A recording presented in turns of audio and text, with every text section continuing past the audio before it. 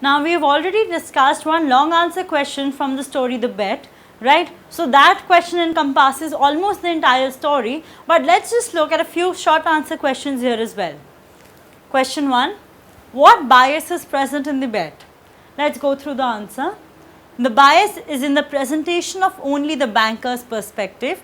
Except for the letter left by the lawyer, the reader is not privy to this man's thoughts. So what happens in the story is, in the beginning we get to know that who chooses what, capital punishment or what, right? In the starting we have a fair idea about it, but as the lawyer is sent to the jail and the banker lives his life, throughout the story we at certain points we keep getting hints of what the banker's perspective on everything is. But what happens with the lawyer is we can never exactly understand that what is exactly going through the lawyer's mind. It's only at the end of the story when he leaves the banker a letter that we understand that what is actually going on in his mind. But that is at the end of it, right? Throughout the entire 15 years, the rest of the time we have no idea what is actually going on in his mind.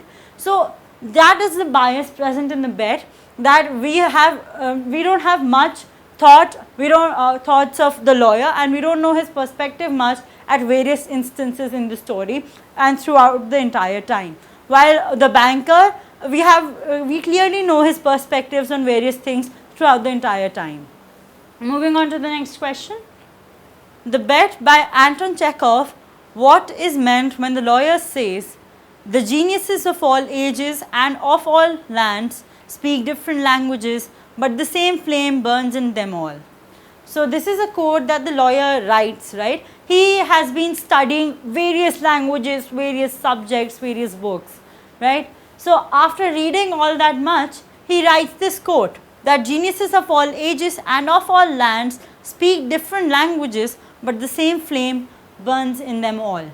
And we need to find out the meaning of what he says here. So let's go through the answer. What the quote means is that despite wide gaps in the time, culture and language, the same universal truths still are present. Regardless of race or ethnicity, humans still hunger for and seek greater learning and knowledge. They all still ask the same basic questions about the meaning of life, truth and happiness. In general, the flame that burns is the flame of curiosity. So after reading all these texts, the lawyer has finally realized that all the materialistic things in life have no value. All the boundaries that have been created of ethnicity, of caste, of creed, of class have no value, because these are things that have been created by man.